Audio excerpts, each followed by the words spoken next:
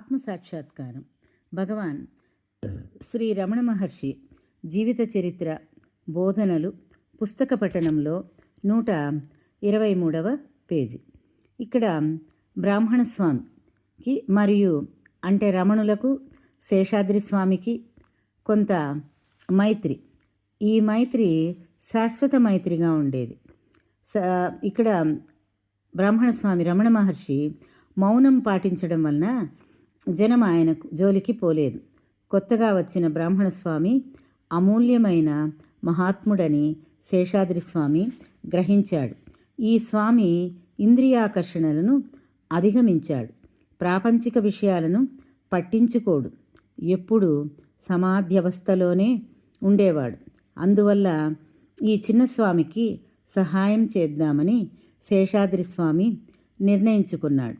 ముఖ్యంగా రాళ్లను కుండ పెంకులను విసిరే కుర్రవాళ్ల అల్లరి నుండి కాపాడుదామనుకున్నాడు. పవళకుండ్రులో మళ్ళీ చిన్నస్వామిని కలుసుకుని అతనితో మఠం వాళ్ళు ఇతరులు ఇచ్చిన భోజనాన్ని పంచుకునేవాడు. ఈ చిన్నస్వామి కొండపైకి వెళ్ళిపోయిన తరువాత కూడా అప్పుడప్పుడు శేషాద్రి కొండపైకి వెళ్ళి అక్కడ భుజించేవాడు. ఎవ్వరికీ తెలిసేది కాదు. ఒక్కొక్కసారి మాత్రం ఆయన ఉద్దేశం స్పష్టపడేది. సహజంగా కృతజ్ఞతాభావం కలవాడు ఆయన.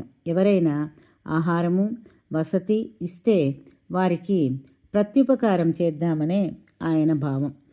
తిరువళ్ళూరుకు చెందిన సుబ్రహ్మణ్య మొదలి అతని తల్లి భార్య 1908 నుండి తమ సంపదను సమయాన్ని సాధువులకు భోజనం పెట్టడంలో వినియోగించేవారు.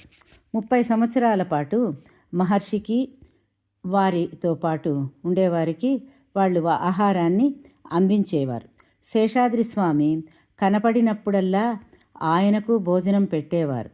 మొదలిని ప్రాపంచిక విషయాలు మంచి నుంచి మళ్లించి భగవంతుని వైపు త్రిప్పాలని శేషాద్రి స్వామి అనుకునేవాడు.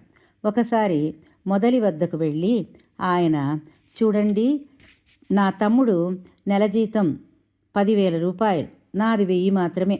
మీరు కనీసం ఒక 100 జీతంగా సంపాదించడానికి ఎందుకు ప్రయత్నించరాదు? జీతం అంటే ఆధ్యాత్మిక ఉన్నతని, తమ్ముడు అంటే మహర్షి అని మొదలి గ్రహించారు.